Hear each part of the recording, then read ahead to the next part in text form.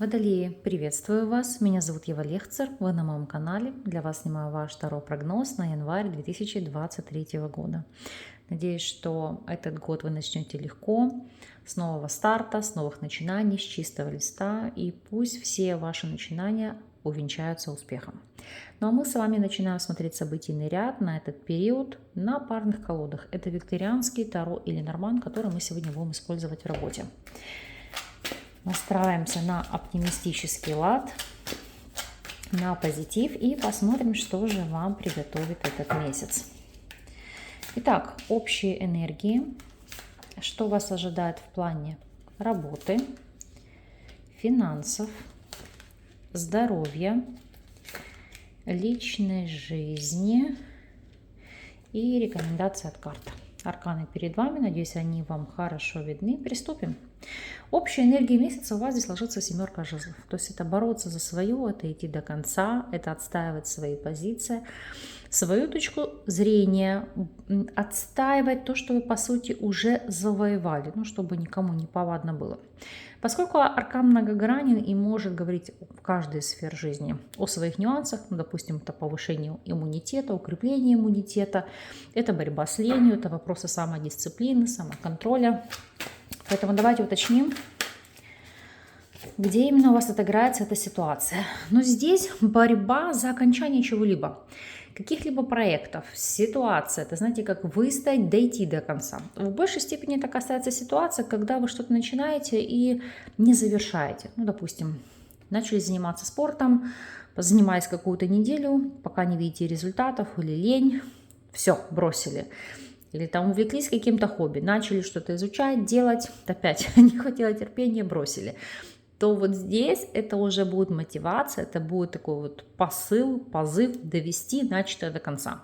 То есть это как завершение проекта, каких-либо начинаний, может быть ваша активная борьба и работа над тем, чтобы закрыть прошлый этап жизни, завершить, может быть, болезненные отношения или завершить какие-то конфликтные ситуации, какие-то тяжбы. То есть поставить точку в том, что вас отягощало.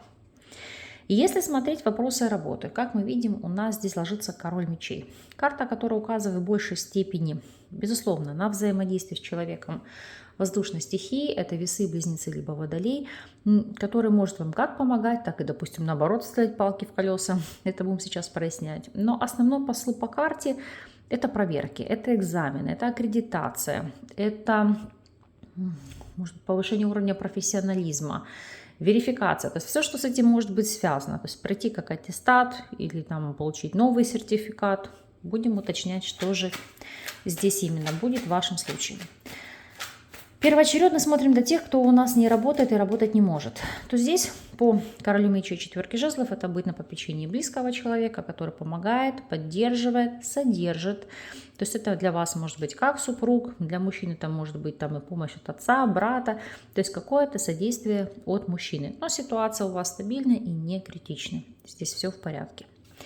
Для тех же, кто у нас является в статусе соискателя, это успешно пройденное собеседование. Трудоустройства пока еще нет, но король мечей по жезлов – это когда вам говорят о том, что вы прошли конкурс, прошли проверку, и теперь идет подготовительный этап к вопросу оформления документов на вступление в должность.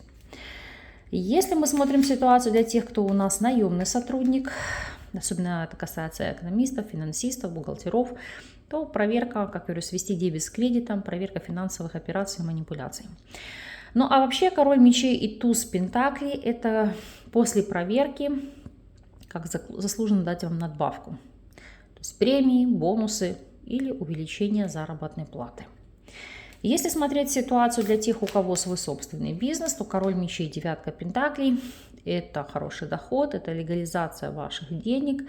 Это в первую очередь успешно пройденные проверки. То есть для вас здесь ситуация вырисовывается наилучшими красками. Может быть возврат каких-либо сумм через налоговую, но ситуация здесь позитивна. Финансовая сторона вопроса. Десятка чаш. Аркан, который благоволит, это хорошая прибыль, это хороший доход. Иногда помощь от ваших родственников. Это стабильная ситуация, когда вам хватает на все. И на бытовые аспекты, и на радостные какие-то моменты. Потратить себе в удовольствие. Безусловно, здесь могут быть траты на семью, подарки близким, просто на времяпрепровождение с семьей. Реже карта может указывать на вопросы оформления дарственной. То есть как вы можете подписывать на своих детей, так и ваши близкие могут что-то завещать вам. То есть здесь это как получить наследие, получить еще вопросы наследства. Финансовая сторона замечательна. А вот вопросы здоровья по десятке жезлов не радуют.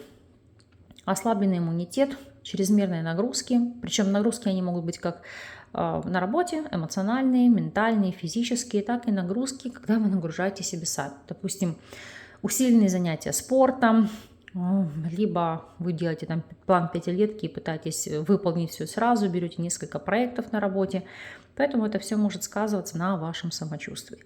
Ну и, конечно же, аркан, который показывает на проблемы со спиной, начиная от базового сколиоза до вопросов, связанных там с протрузиями, не дай бог, там межпозвоночные грыжи, поэтому здесь очень осторожно. Вопросы личной жизни, девятка чаш. Но прекрасная карта, потому что это карта эмоциональных, это карта чувственных удовольствий, это карта радости, это карта комфорта, это карта наслаждений. Будем смотреть, как она отыграется в первую очередь для тех, кто у нас свободен. Какова здесь будет ситуация. Для тех, кто свободен, девятка чаш, колесо фортуны и семерка мечей. Судьбоносные какие-то моменты, потому что здесь... Во-первых, для кого-то может быть ситуация, кто-то попытается вернуться из бывших, а второй момент может идти, ну как такое роковое, знаковое знакомство, но человек здесь может быть не свободным. Потому что семерка мечей, это как нечестность, это интриги, человек уже состоит с кем-то в отношениях, и по девятке чаш может вас звать в этот адюльтер. Соглашаться вам или нет, это безусловно ваш вопрос, ваша задача, но такая картина у вас здесь вырисовывается. Если вы состоите в любовных треугольниках по восьмерке чаш, здесь может быть желание отдалиться или уйти в абсолютно иные отношения. Потому что, посмотрите, видите, дно колоды суд. Кто-то может возродить отношения из прошлого или кардинальным образом поменять свою ситуацию, свою судьбу. Потому что желание жить так, как вам хочется, в своей зоне комфорта. Если вам ее не дают, вы здесь будете уходить. Если вы в стабильных отношениях, встречаетесь, сожительствуете, либо у вас семья и брак, что здесь? Здесь девятка чаш и двойка жезлов совмещать приятно с полезным. И личную жизнь, удовольствие, отпуск, отдых, и работу, и какие-то рабочие процессы, в целом взаимодействие. То есть вас будет хватать на все, на всех. У кого-то девятка чаш и двойка жезлов может появиться поклонник или поклонница, даже несмотря на то, что вы состоите в стабильных связях. Поэтому у кого-то это будет вопрос выбора, быть или не быть. Так... Рекомендации. Рекомендации по тройке пентаклей все-таки сделать акцент на карьере, на работе, на заработке, на оттачивании своего мастерства, на улучшение своего положения в принципе, все, что касается карьеры, профессии, роста. То есть оттачивание вашей квалификации, ваших навыков, ваших талантов, потому что именно это в январе поспособствует новым возможностям. Как увеличению заработка, так и, в принципе, ситуации, когда вас могут заметить и оценить, говорю, взять на карандаш, но впоследствии продвинуть по службе, либо могут быть какие-то выгодные контракты. Если мы будем рассматривать неожиданность периода, что у нас здесь? Так, две карты женщины, интересно, и всадник. И здесь у нас дом. Но в первую очередь здесь по этим арканам это как приезд подруги, матери, тети, сестры, потому что дом это все-таки карта родственных связей. Как ваша поездка к родственнице, так и, допустим, внезапный приезд родственницы, ну, либо, как я говорю, там, кумы, еще кого-нибудь, знаете, такие близкие, да, люди, к вам в гости, погостить, приятные известия, хорошее времяпрепровождение, дом полная чаша, потому что здесь... положительные известия, которые идут в ваш дом.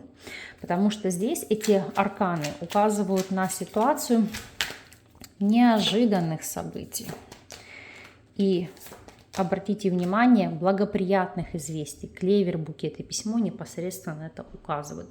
Еще, поскольку я понимаю, что это карта письма, но тем не менее прорисована собака, то это благоприятные известия от друзей. Эта помощь еще может быть какая-то в оформлении документов. Это в целом, знаете, как помощь, поддержка, взаимодействие. Для мужчин это может быть знакомство с человеком по переписке. Но смотрите, для кого-то это отношения, которые перейдут в новый ранг, в новый статус, а для кого-то это знакомство и отношения с человеком уже не свободным. Поэтому будьте здесь начеку. В целом, если посмотреть, проанализировать, у вас основными ведущими арканами являются арканы младшего порядка. Поэтому месяц такой легкий, называется «Раскачиваемся» и постепенно входим в колею, готовимся к новым совершениям, к новым возможностям. Поэтому и мы вам закроем этот расклад позитивными арканами, чтобы в вашей жизни были только благоприятные перемены. Ну а вы, пожалуйста, по прошествии периода напишите мне, как отыгралась у вас эта информация, этот расклад и в целом, что поменялось в вашей жизни. Я вам буду признательна за обратную связь. Вас благодарю за внимание. С вами не прощаюсь. До новых встреч.